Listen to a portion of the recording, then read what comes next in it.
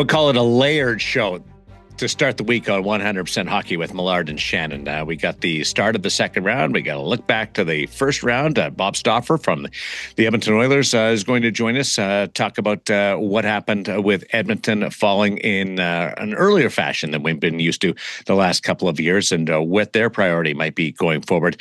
But also the Edmonton Oilers losing the spotlight to the likes of the Toronto Maple Leafs right now, who hire Matt Sundin and John Chaika to lead them out of the next stage of their organization. I don't know what to make of it. Matt's is called the Senior Executive Advisor, so I don't know what responsibility. A lot of words there. A lot of words there. It's a big business card. It might take two, front and back.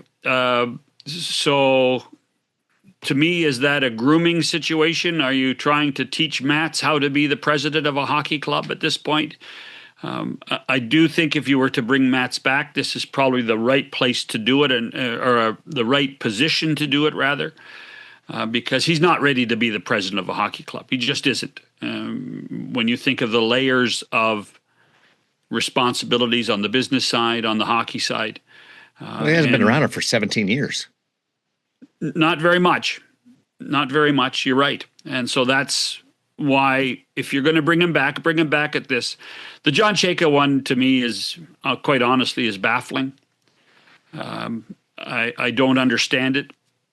Because of how John left Arizona, or the fact that John hasn't been involved in hockey for a few years, or that there should have been other people in the mix that were not in the mix?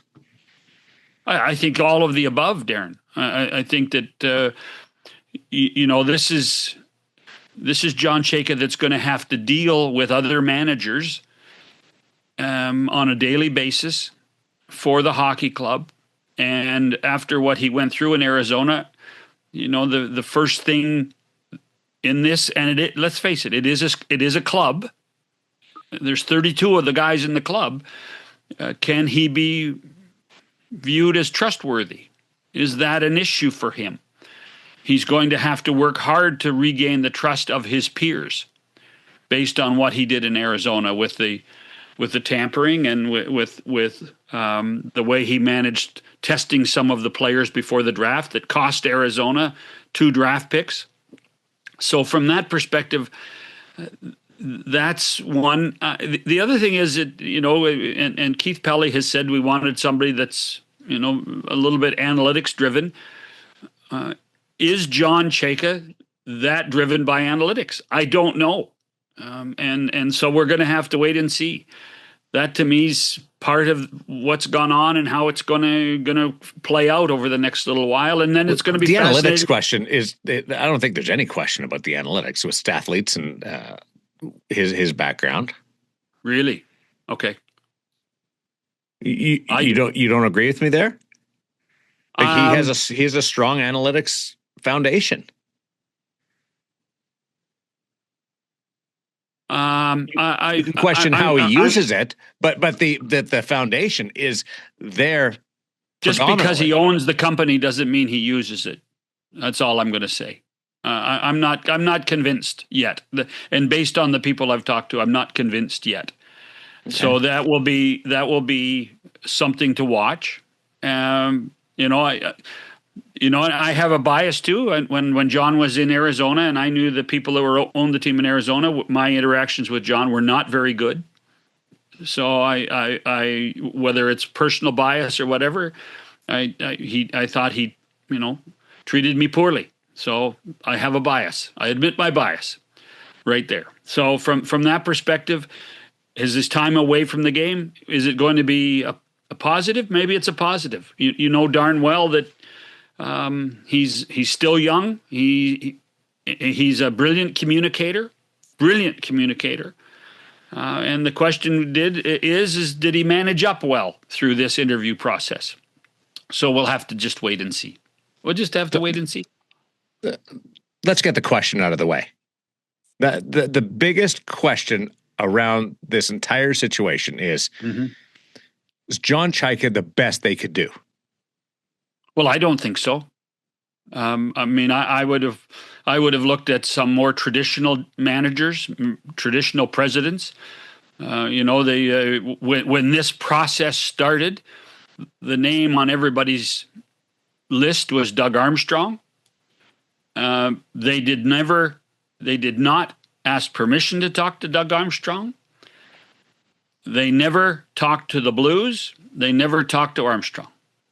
So to me, is that something that is a mistake? I think that's a mistake. Doug Armstrong should have been communicated with, and just to see if there was interest. I mean, we don't know whether there was interest or not, but I would have talked to Doug Armstrong. But I'm an old school guy, and I believe in some of the things that traditional managers have done in the past, traditional leaders have done in the past. And so to me, Doug Armstrong would have been on my list. What do you think that the learning curve is to getting up to speed? And Matt's is going on 2 decades, never been in management. So here's the thing. But hasn't been around the league. Just let me finish here. Hasn't been around the league in 17 years. And Chaika hasn't been in hockey in 5. So there's got to be a getting up to speed period. I think Matt's is strictly at this point is to buy themselves 2 years of public relations. I think that's. Okay, what about the Chaika side? I don't have an answer. I mean, how many times did you got big questions? You got Austin Matthews, big questions. You got the core of this team. You've got rebuild, retool, and Chaika, by the way, didn't have great success in Arizona, and don't blame money because they were spending at the end in Arizona. Well, and in Chaika's time there, they actually became kind of the salary cap graveyard a bit. They took a lot of contracts on. So I'd love to be open and say, listen, let's give the guy a chance. Let's see what he can do. But I'm not very optimistic. So why did they go there? Well, hopefully we'll find out. I mean, they did their due diligence. They interviewed lots of guys. I'm not sure they interviewed the right guys, but that's the way they are. Now the question is what do they do with Craig Berube? I think you keep Craig Berube. If it was me, and I haven't been around it for a long time, I don't make any rash decisions, and I let it play out. Like to come in here right off the bat and start firing coaches, that's a bit excessive, given where I'm coming from. Do you agree with that? Or do you think it should start clean? I would start clean, but I understand your logic. I would start clean. Now, in getting rid of Craig, I have to have an alternative. And so finding the alternative guy, to me, is the real question. Who's that person that can coach this team? Who's the one that is going to be able to use this new information that is going to be coming down the pipe in order to make this hockey club better? And the club still has warts, let's be honest. So, and I certainly don't think that there's a quick fix on that part of the team.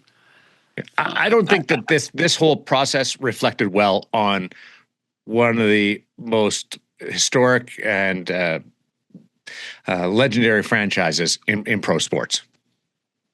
Well, there's a couple of reasons I think that your comment kind of makes some sense. First of all, so much information was leaked out along the way. So where did that come from? Can that be fixed? We've known for a long time that this organization is top heavy in hockey operations. How will that be fixed? I can tell you right now that there were people advising management at MLSE that you got 20 to 30 people too many in your hockey operations group. 20 to 30 people too many. in your hockey operations group. You better do something about it. So we'll have to see what happens there. So you know what? This should have been a day of excitement. Yeah, excitement and celebration. If you're a Maple Leaf fan, this should have been a day of excitement. And what is it?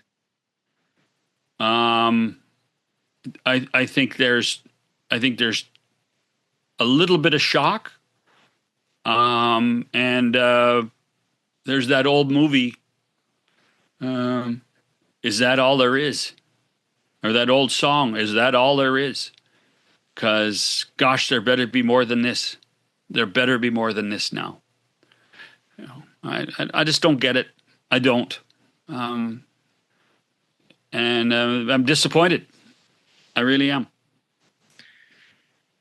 So an Oiler fan walks into the bar and sees a Leaf fan up at the talking to the bartender.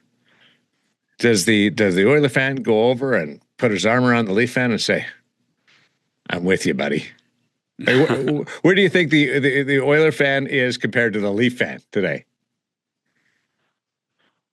I think the Oiler fan would have to buy the drinks.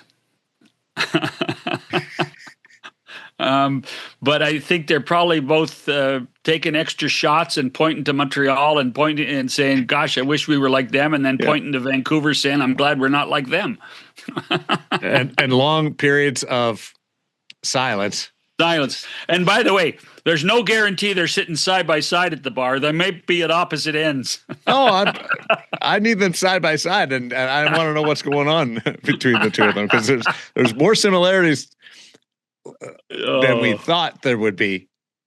And if one was going to be out, like think about this a year ago, the optimism around the two organizations. Yeah. They might never get out of the bar if they look back to where they were a year ago.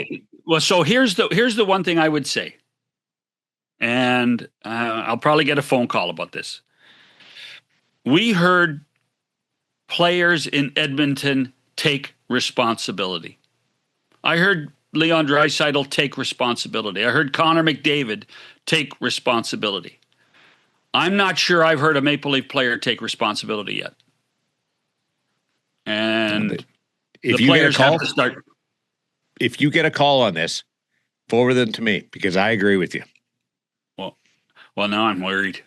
No, I got your back, man. I just think. I mean, in Edmonton, Connor and Leon said exactly. They spoke from the heart, and you can't help but appreciate that.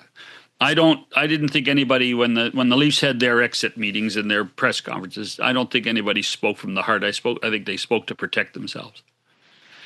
I'll hang out at the bar with you over at the Duchess. Markham. That's too far. The Clarkson Pump's a good spot to have chicken wings and a beer. Okay, but I'm not like stand up at the bar. I'm more of a high top. Oh guy. No, at the bar. You got to sit at the bar. We'll welcome our third to the conversation. Bob will sit at the bar with me, that's for sure. Bob will sit at the bar, and there won't be any silence. We'll just do the listening. It'll be a lot of fun too. We'll try it out next. Bob Stauffer is going to join us on 100% Hockey with Millard and Shannon. Wings grilled. Face Off Inside the NHL returns, taking you deeper behind the scenes than ever before. See it all from the star-studded Four Nations Face Off tournament. Us against the world, boys. To the adrenaline of the Stanley Cup playoffs. I'm scared of you guys. With candid interviews and backstage access, experience the sacrifice, the rivalries, and the determination that define NHL greatness. Just when I thought last year couldn't be topped, here we are. A new season of Face Off Inside the NHL. Watch now only on Prime Video. At these stages where we transition into a new round, there's that balancing act where we want to look at what's happening on the ice, but we also have to reflect on different things that occurred from the teams that were leaving the tournament of the Stanley Cup playoffs as we welcome in Bob Stauffer, and we'll pursue that side of it from the Edmonton Oilers. Have you been able to digest what happened in the first round against Anaheim? Well, the first thing is you got to recognize what the opponent did. I mean, Anaheim was well coached. They gained a lot of confidence, I think, offensively from their power play. They used a lot of players, and they played a team that was compromised at center. And Darren,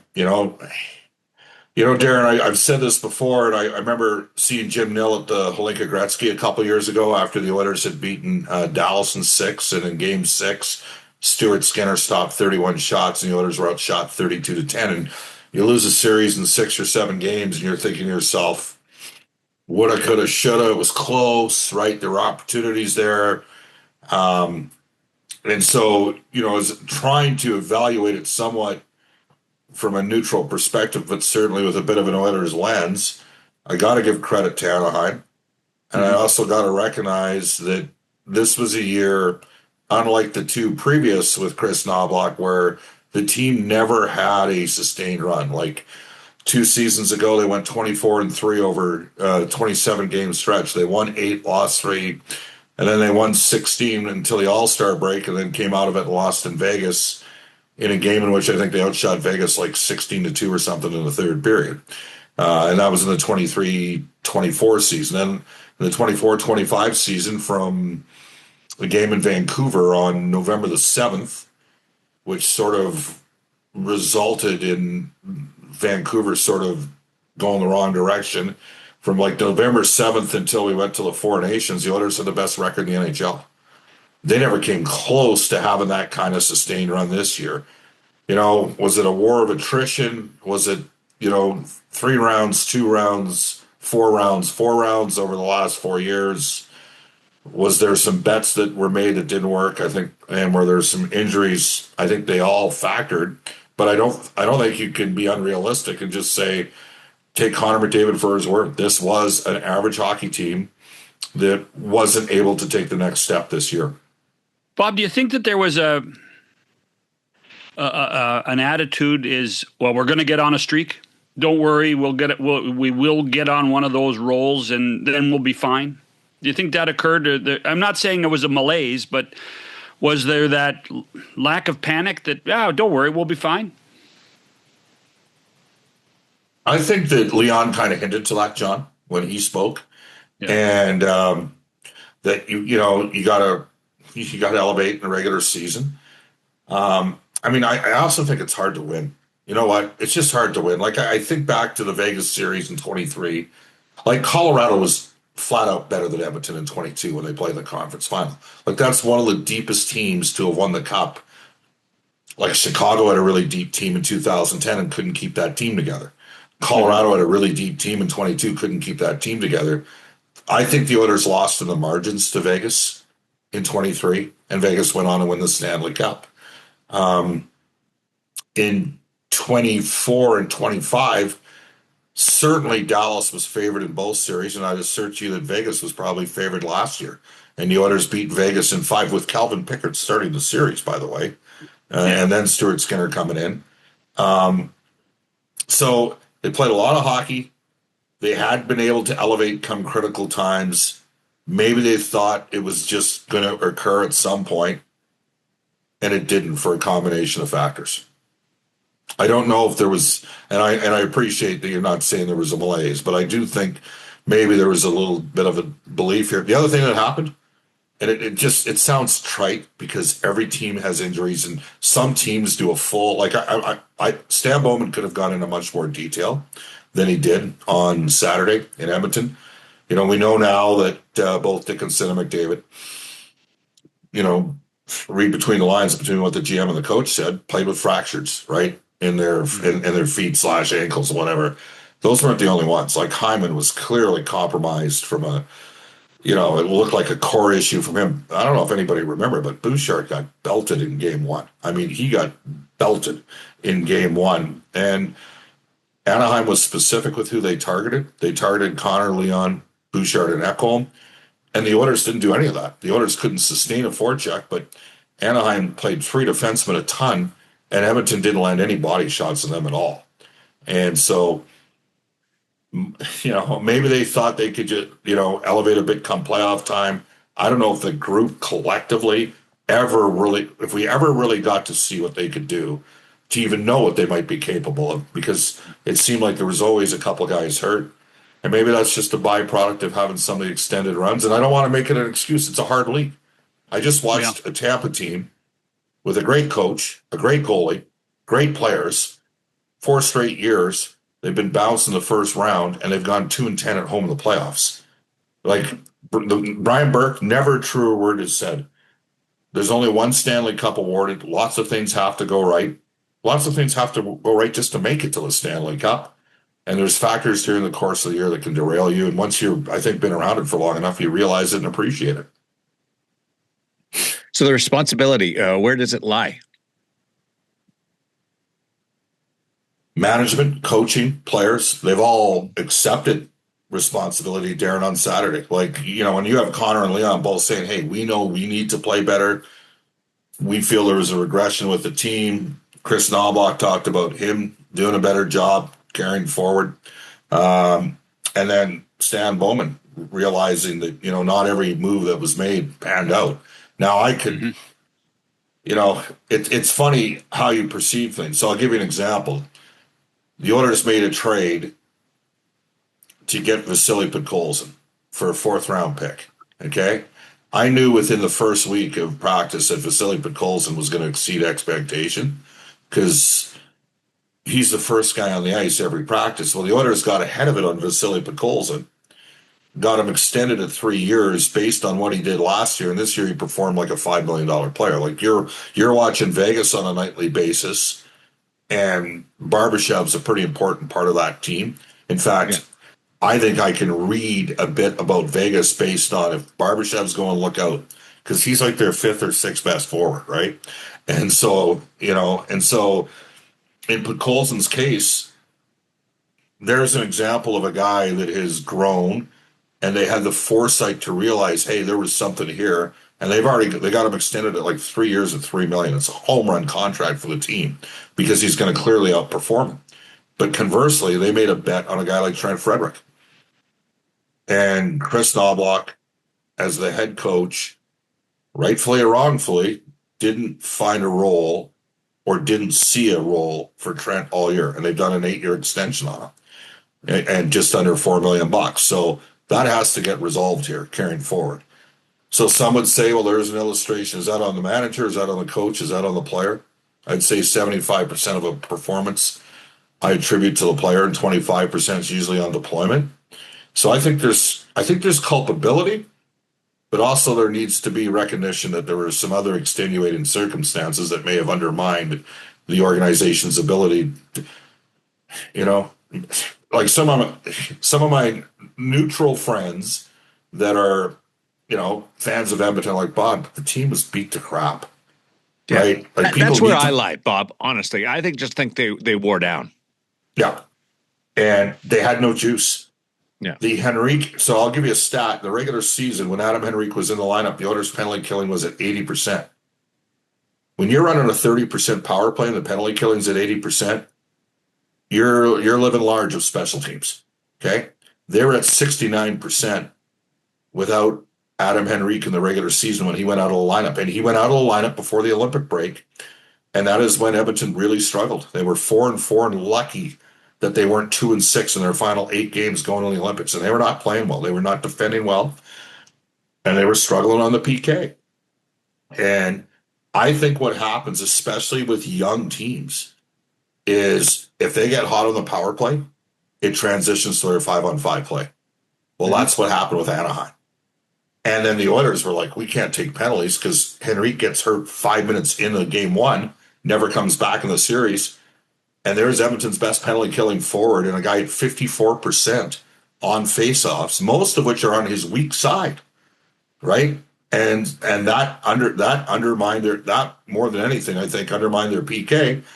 And then Anaheim went 8 for 16 on the power play. Think about that for a second. When the Oilers went to the final 2 years ago, they gave up 4 goals shorthanded the entire playoffs. 4 goals. They gave up 8 in one series against Anaheim this year.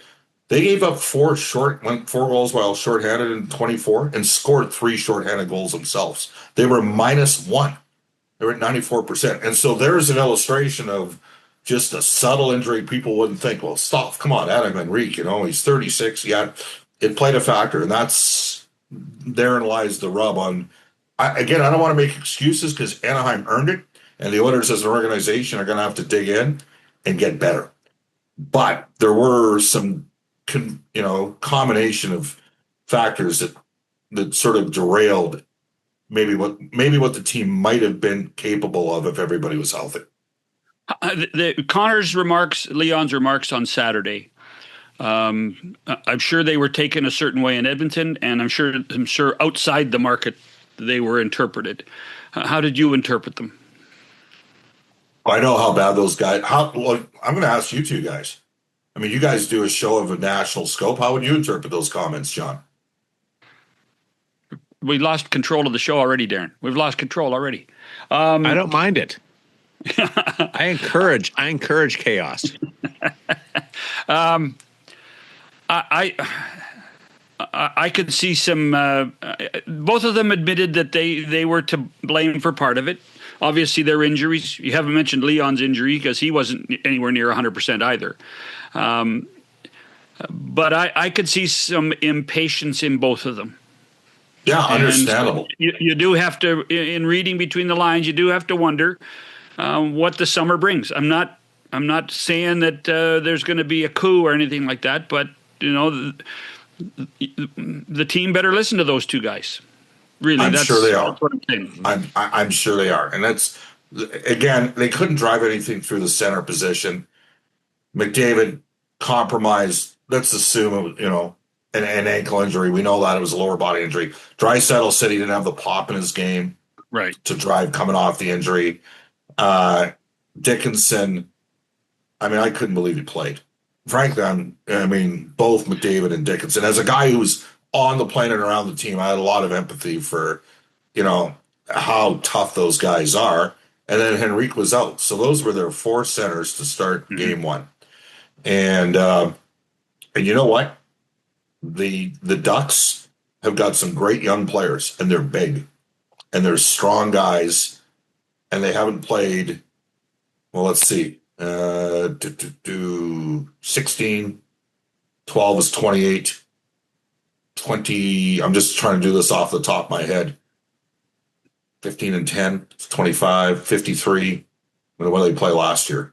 14 and 2, 1 and 4, 8, 22. So that's 75 games over the last 75 games over the last 4 years, right? I figured you were doing your income taxes there for a second. So. Yeah, no, I have somebody that does that. But anyhow, and every year it's the same. Are they taking more? Yes, but no. I get what you guys are saying, and yes, they were not happy, and I don't think we got a chance to see what the Oilers could do. And that said, I don't think the Oilers ever got to near the level that they did the 2 previous years.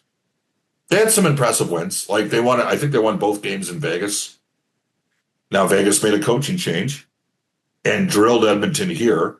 Edmonton didn't have Draisaitl, right? Like if you have a healthy McDavid and Draisaitl, that's a pretty strong 1-2 punch, though I might make the suggestion that I think in the future the Oilers have to involve more forwards, and the easiest way to do that is just to play McDavid and Draisaitl on the same line. Like right? Especially with Connor evaluating things over the next couple. I think they got to find a way to embrace some of the younger players. I don't think there's any question that, like Darren, one of the things that Vegas has done well is obviously they're not worried about draft picks. They'll move draft capital, but they have a good development process in their organization, and they've brought some guys up. And they had a good year this year down in Henderson. Have got some players that have taken a step forward.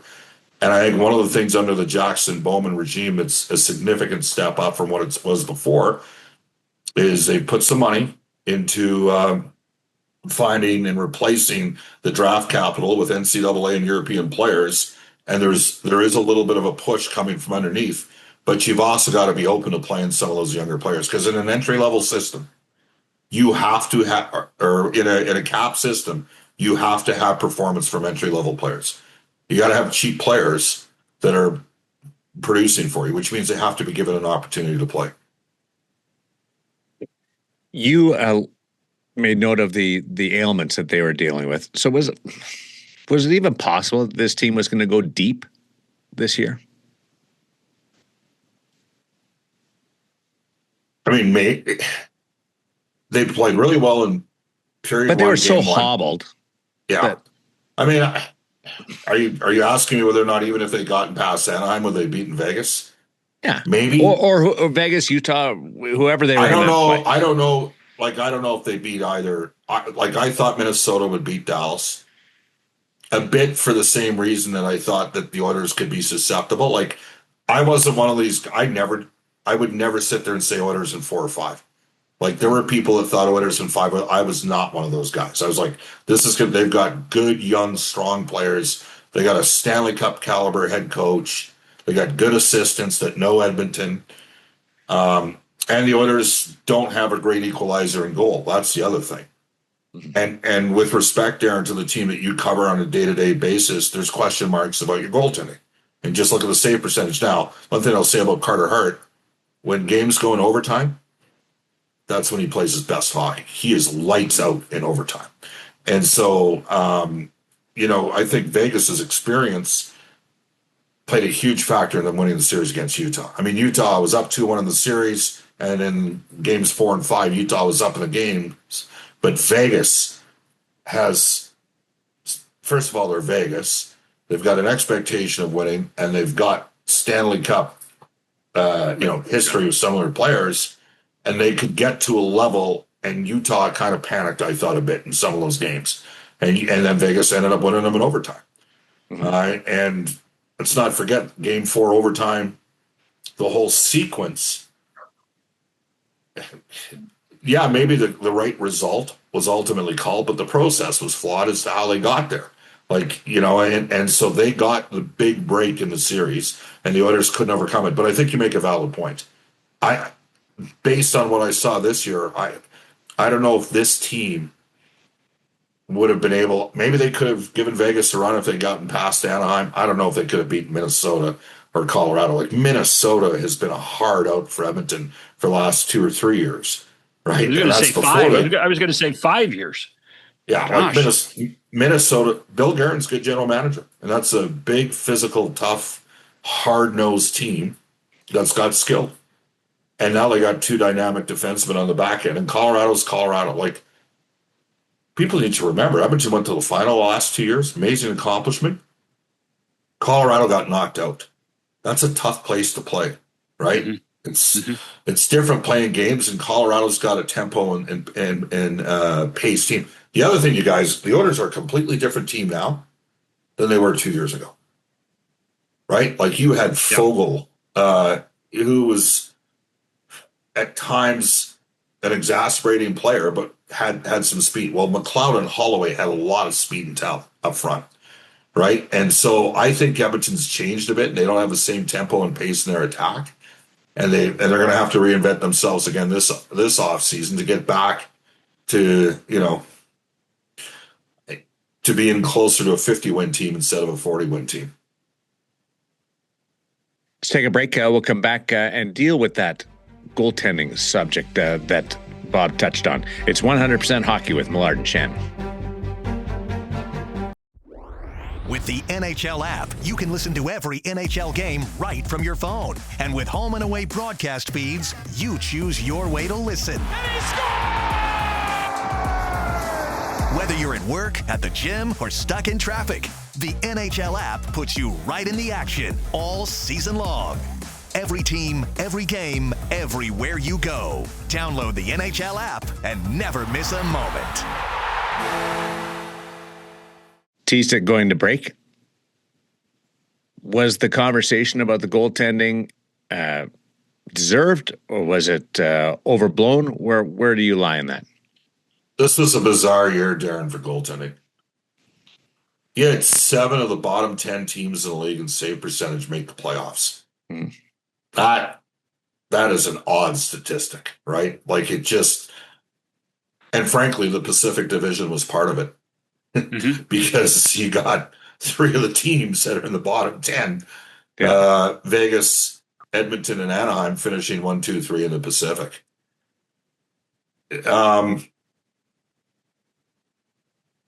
I think Connor Ingram probably exceeded expectations, especially given where he was. I'm not actually surprised, given sometimes I just look at relationships and, Connor Ingram's mother was friends with Chris Knobloch's mother, and they're from the same hometown. And Connor made the most. He had a lot of work to do. Like, he dropped significant weight being in the NHL on a day-to-day basis from his recall in the minors, which, by the way, statistically, it was not great when he got called back up. It all coincides with when Tristan Jarry got hurt in Boston. So Jarry's first 2 starts were good. The Oilers beat Toronto, beat Pittsburgh. The Oilers gave up goals late in the game, both games that were very frustrating, that sort of masked blowouts a bit. Like those were Edmonton had a real good game in Toronto, and Draisaitl got his 1,000th point in Pittsburgh against Stuart Skinner in his first start. And those guys got the win. Jarry got the win, and then he went to Boston and left the game. Edmonton ended up winning that game. They recalled Ingram for the game in Minnesota. Pickard started, and eventually it became Ingram over Pickard. And then Jarry tried to come back from the injury, and he was never really the same. So, you can make an argument. Maybe they should have split the goalies off a little bit more. I would argue. My belief is Jarry has a higher ceiling as a goaltender than Connor Ingram, but Ingram was steadier this year. So they're going to have to find a way carrying forward here with Tristan Jarry that, under the assumption that he's in Edmonton next year, that they got to work with him, just like they got to work with Frederick, right? Like, they got to work with those guys and get it out of them. And again, I think Jarry is superior. Like, Daren, I know you used to play goal. Jarry's a superior puck handler. He's got a great glove hand. I know Steve Valiquette, you guys have had him on. He's an outstanding guest. And he talked the other day on one of the Toronto shows about sort of the movement of both Jarry and Ottinger and why there's been some challenges there. I think they got to get that sort of stuff figured out. Yeah. I think Ingram gave them about as much as he could, but he didn't steal a game in the playoffs. Bob, right? Is the goaltending in a better spot today than it was a year ago, or is it the same? Well, this is going to be hard because everybody likes Calvin Pickard. Yeah. Well, we got to see what happens with Ingram, but I think they may have to look at going outside the organization to address this carrying forward. And maybe they need to target a younger goaltender in an organization that's deep with goaltending prospects. Maybe that's something now they got a lot of goaltending prospects themselves, but they're years away. They're 3 to 4 years away, right? Like, there's one club in the East that's got 4 pretty good goaltenders in their system right now. So we'll see what happens here carrying forward. Yeah, we don't want tampering here, so let's keep it vague. Let's keep broadcasters.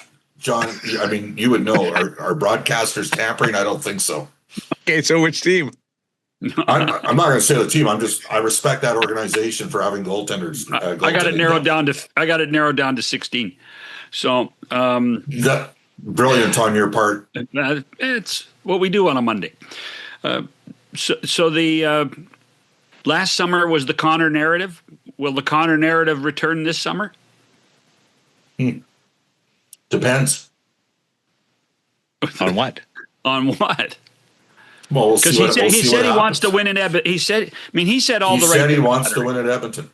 He said all the right things. Yeah. So I got to, when I mean it depends. I got to see what happens here in the offseason.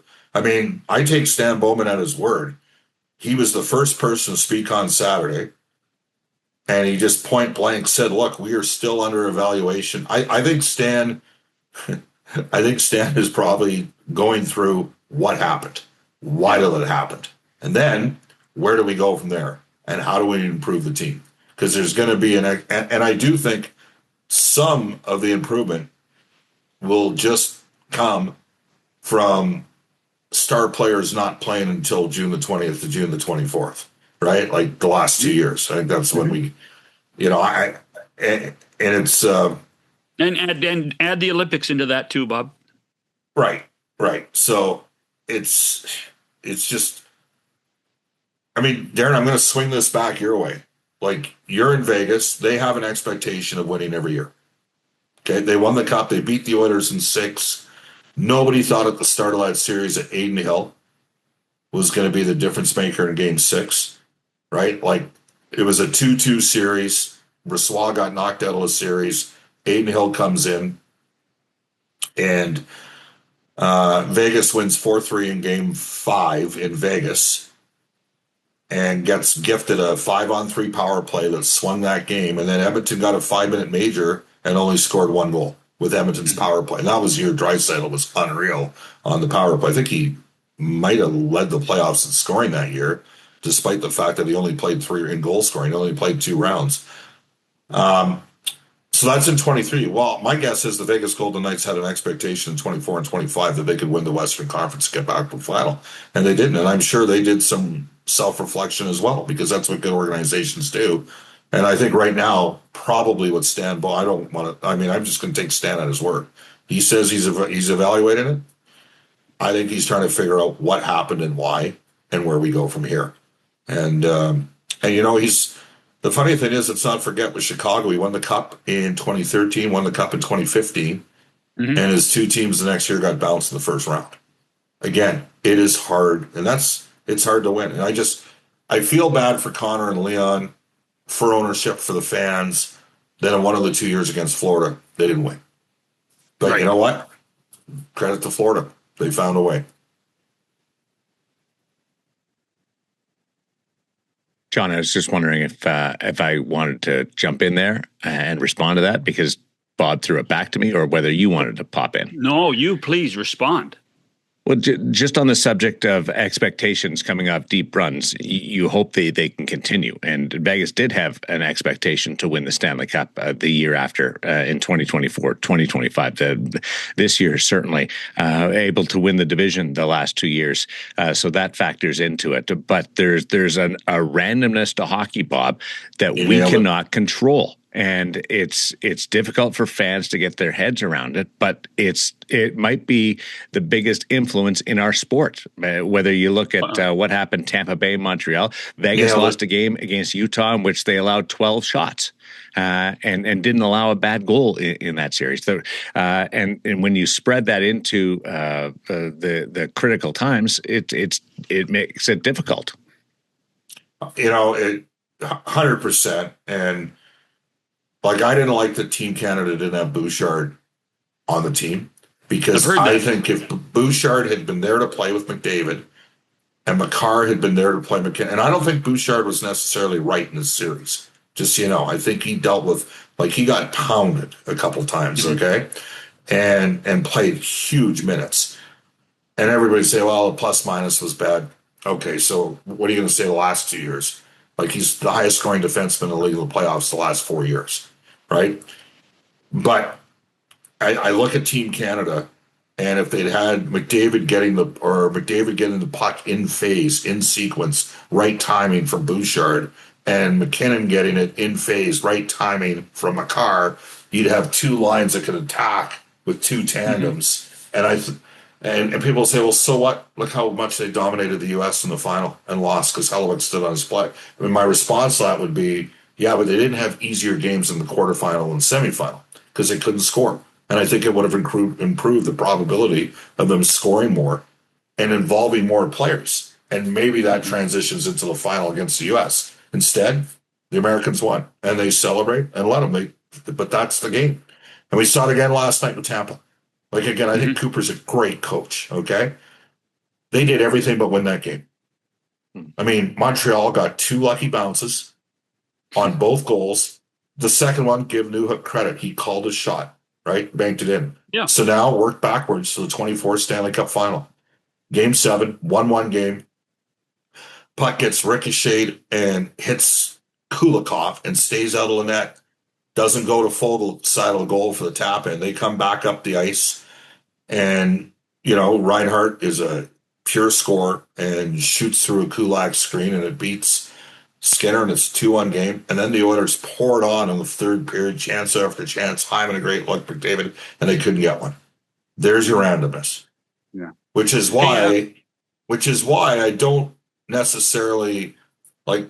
And part of what happens in Canada, at least, is you have markets that haven't had the success, and fans get in, and even the broadcast. Like, I think broadcasters or sports media type that have to denigrate other markets, they're akin to me to comedians that tell fart jokes.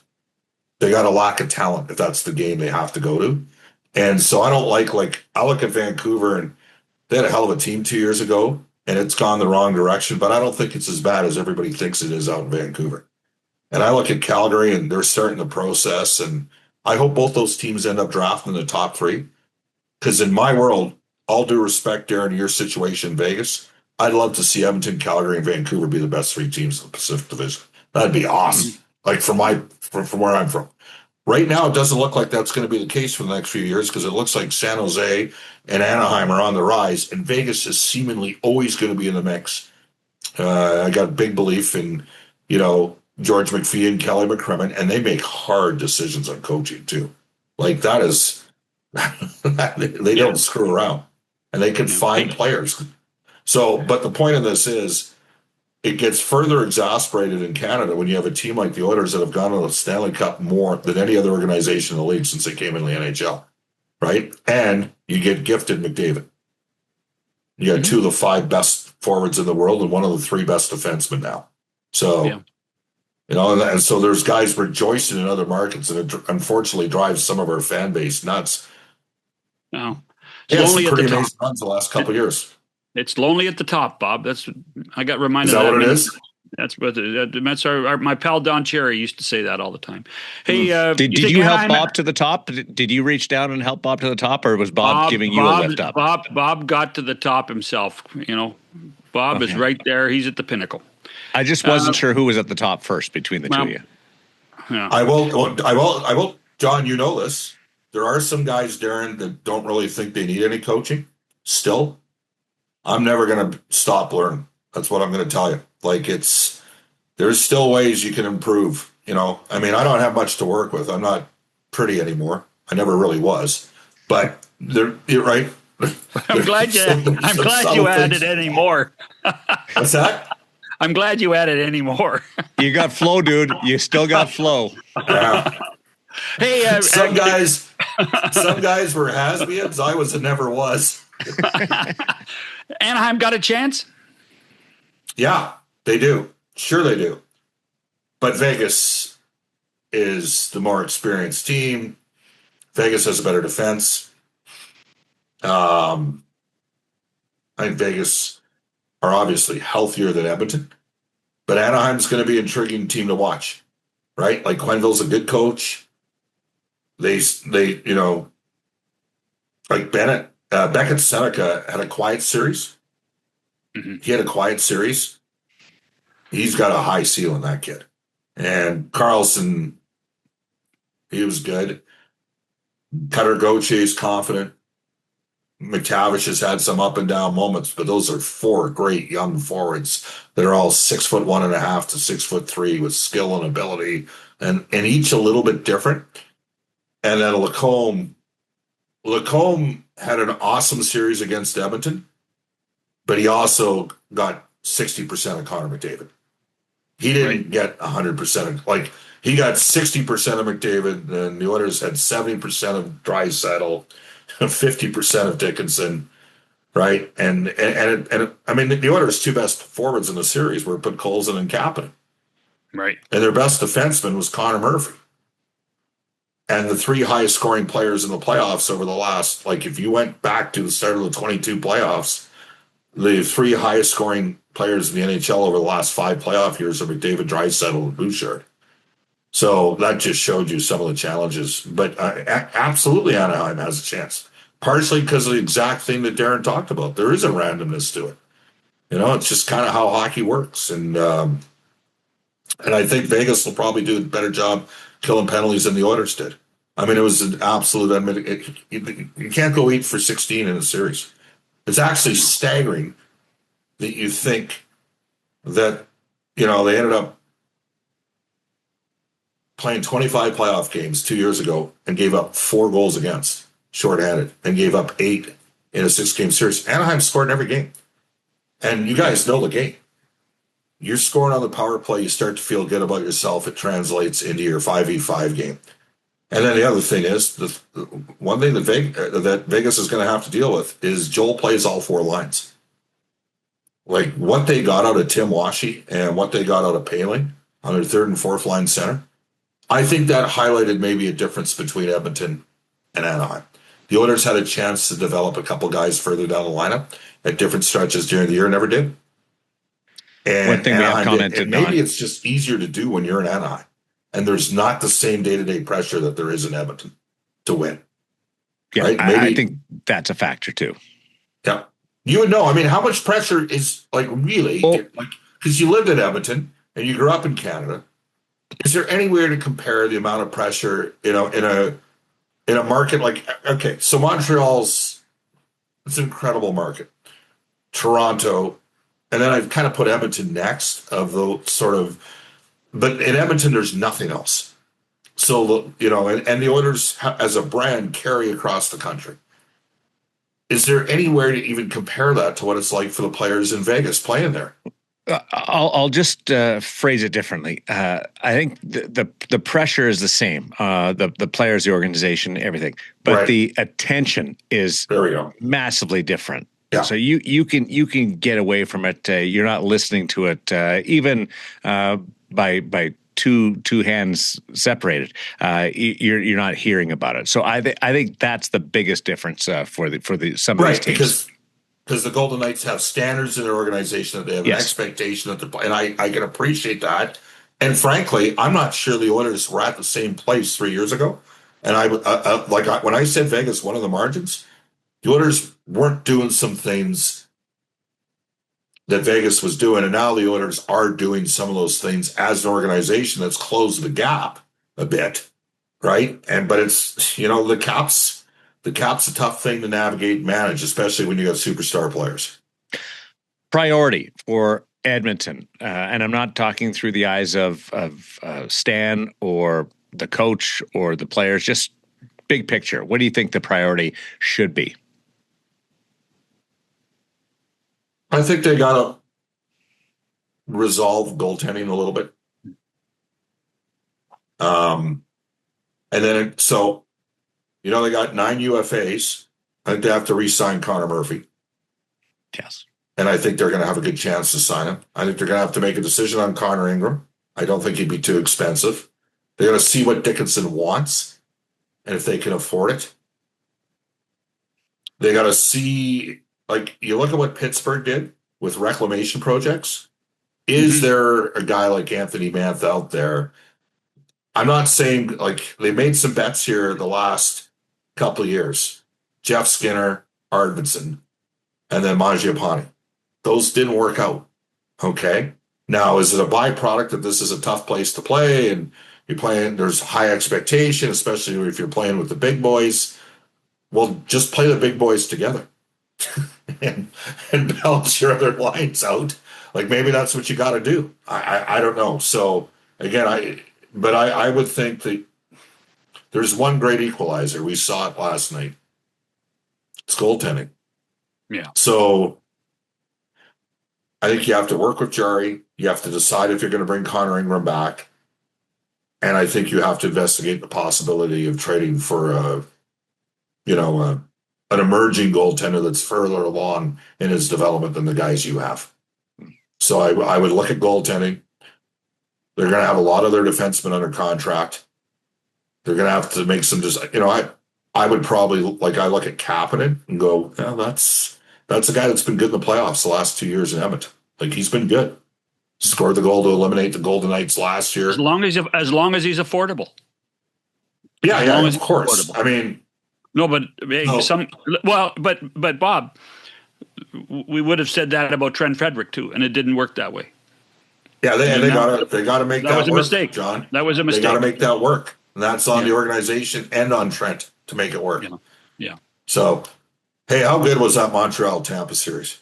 Oh, good. And by the way, I'll answer that. The other thing is that young Matt Savoy doesn't get it. We haven't mentioned him. He had a pretty good season in the end, and He had did a great a great season. And there's back to the process. So they need Howard next year to be this year's Savoy. Right. That's what they need to have happen. So Howard's got to be here and play in the top 9, and get some opportunity in a second unit power play. And maybe they need to play their second unit. Hey, they're the 5th best power play in NHL history this year. So it's tough to argue with what Paul McFarland did coming in with the Oilers' top end guys. Obviously, they got to be a better 5-on-5 team. Like, they were minus 31 in goal differential, and McDavid and Draisaitl 5-on-5 weren't on the ice. Okay. In 22-23, that would be the year they lost to Vegas. They were plus 14. Okay. And they were a deeper team. So, and I think the easiest way for them to become a deeper team is to play more forwards, more minutes, including Savoy. Like, if they bring Kapanen back, he's got to play 16 minutes. Savoy's got to play 16 minutes. Maybe Nugent Hopkins and Hyman play together with Savoy. Maybe you play Colson with McDavid and Draisaitl. Maybe go down some path like that and then integrate some other guys and have greater role clarity, which is something that Chris Knobloch did initially when he came in back on November the 12th of 2023. To answer your question, the Tampa-Montreal series was electric. It wasn't the greatest hockey at times, but it might have been one of the most emotional series I've seen in a long time, and dramatic series in a long time. And the only thing that might surpass it might be Buffalo-Montreal, because Buffalo-Montreal is going to be exactly the same. Do you remember the 75 Montreal-Buffalo series? Sure. Unfortunately, I do. Yeah, it was crazy. Unfortunately. Why unfortunately? Because that means I'm old. So you're experienced. Yeah, but the Buffalo-Montreal rivalry has been for a long time, since that year has been one of the great rivalries in the game, and it has it hasn't really been able to blossom because the Sabres were bad, and before that Canadians were bad. But it is a great rivalry, and this next round that starts Wednesday night is going to be exciting. Youth has certainly been served. Well, that's the key. That's the key in the NHL. That really is the story of the 2026 Stanley Cup playoffs. Is young. Well, you're either fully veteran laden, or you've got these kids. There's no middle ground this year in the second round. So that's a good. See, the team that's in the middle ground got eliminated, and to me, that's Dallas. Dallas is one of those teams in the middle ground because they got some great young players, but their veteran players let them down. They've had the same Achilles heel, in my opinion, for 3 straight years in the playoffs. Right side of their defense. Yeah. Okay? They have. Yeah. And I don't mean to be disrespectful. That's fair. Right? Like, you got to look like some would say you look at Edmonton and say, is the goaltending good enough? Well, in 24, Stuart Skinner had a better save percentage than Bobrovsky in the Stanley Cup final. Right? But the difference is Bobrovsky may have stole 1, possibly 2 games. He just got blown out in a couple of games. It sunk his average, right? So, yeah, it's interesting. And with Vegas, I mean, I'm watching them, Darren, and they're going with heart. But the other guy, Hill, he won you a cup. Like, he's been written off before and come back and been pretty damn good. So that, to me, is an advantage that Vegas has, right? Like, they got 2 guys. And again, Hart, for whatever reason, come crunch time and overtime, like he's got what is he, 5-0 all time in his career in overtime games? And nothing bothers the guy. Yeah. Like, he is he had a bunch of bad bounces in the Utah game, shrugged them right off. Like, just came back, focused on the next save. Vegas, Carolina, the only 2 teams back in the second round from a year ago. Like, big turnover. Speaking of what you guys were talking about. And Carolina's going to walk the Flyers. Sorry, they'll win it. That'll be a 4 or 5 games. As long as Freddie stays healthy. As long as Freddie stays healthy. Philly can't play at Carolina's pace. Carolina plays quite similar to Florida, just without the same physicality and toughness, right? Like they play hard press man on man defense. They forecheck and sell out, and Florida hard rims more pucks and double teams usually your left defenseman and tries to create turnovers on the forecheck that way. It's a very simple war of attrition style, and they have the skill and spots to back it up and score. And we all know at the start of next season that Florida will be the favorite in the Eastern Conference. And speaking of, it would not surprise me if Florida takes a swing on one of those Pittsburgh Penguin Anthony Mantha-esque bounce back type performance.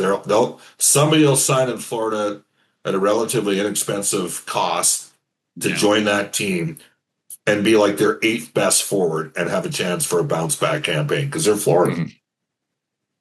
Yeah. Lean into the rest, something that Edmonton is going to do as well. Bob, thanks for doing this. Really appreciate walking us through the situation with the Oilers. Well, I don't know if I provided any clarity on it, but it's certainly going to be interesting to watch here over the next couple months. No, but I'm concerned because that last couple of years you were always busy until the middle of June, and now here is May the 4th, and you got nothing to do.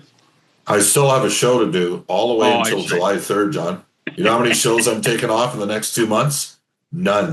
One. No, you'll take one off. I'm not taking one off. I'm going straight you have permission to take July one 3rd. off. You can and then take one guess off. what? Then we're doing 4 shows out of 8 months. You two guys can expect a call. And the beauty is the price point's the same for my appearance fee here for you two guys doing my show. It's awesome. I'm here whenever you need me, pal. May the 4th be with you, my friend. Yes. Cheers. See you guys. Cheers.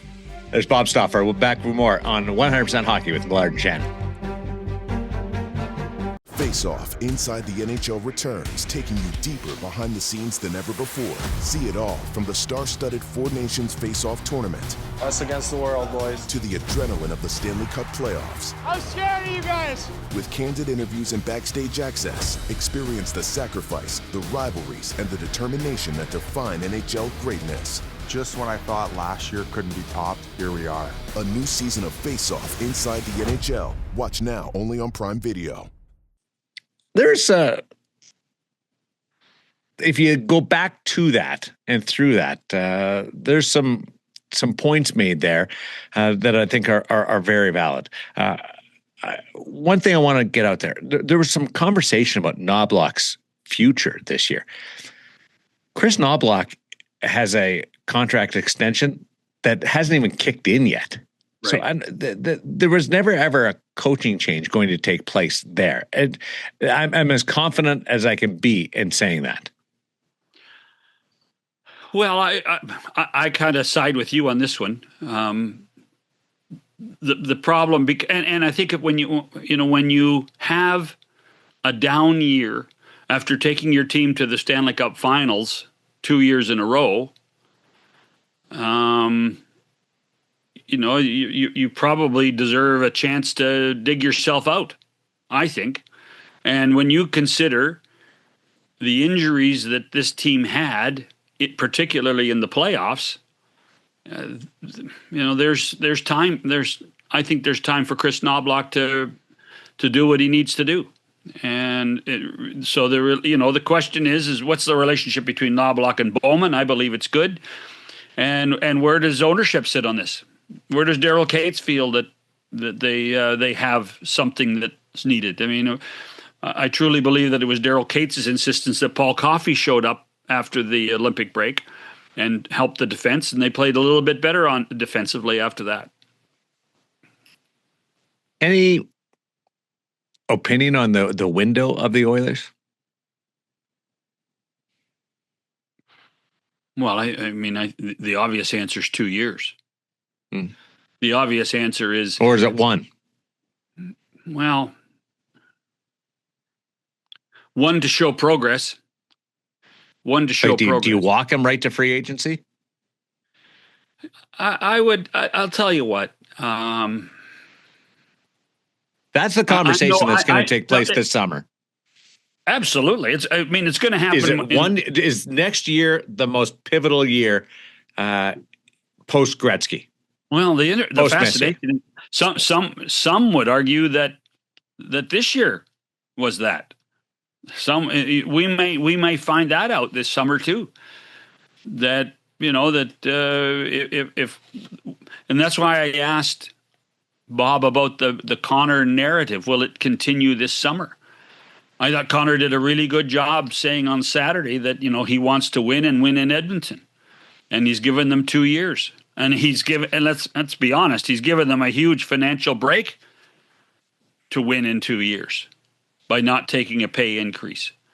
So my answer is that I think the window is 2 years. 2 years to figure it out. And is there, at the end of the 2 years, will Draisaitl and McDavid feel that they are on the right track in Edmonton if they haven't won the Stanley Cup by then? Because there's been a lot of people on a national basis saying that the window's closed and they got no chance. I just don't. I can't buy that when you have not if they're refreshed and healthy coming back next year. Right, I think that there's outstanding amounts of optimism if you're an Oilers fan looking at it from that perspective. Right. I mean health. And is there a realization that, yes, we have to fix goaltending? We have to fix goaltending. The goaltending was not good enough. When you look at it's the same conversation we've had for 4 years, 5 years. Different management team now too. Different management team. So that's part of it. It's fascinating to see. How are those two guys at the bar, the Oiler fan and the Leaf fan? They've left. They did? Yeah, they Hope did. they didn't drive. No, they Ubered home. But they got into a shouting match about some point because some guy, the Toronto guy, said McDavid's coming to Toronto, and the Oiler fan got mad at him. So. And we haven't even talked about what happens if Matthews in his situation. Well, that's right. Well, and by the way, there's a few other guys around the league in a similar, like what happens with Zach Werenski? Similar conversation. What happens to Roman Josi? Similar conversations with those guys in their markets that we're having with Austin Matthews and with Connor McDavid. They go to a different bar though. Those fans. Well, we'll do a pub crawl and catch up with them all, you and I.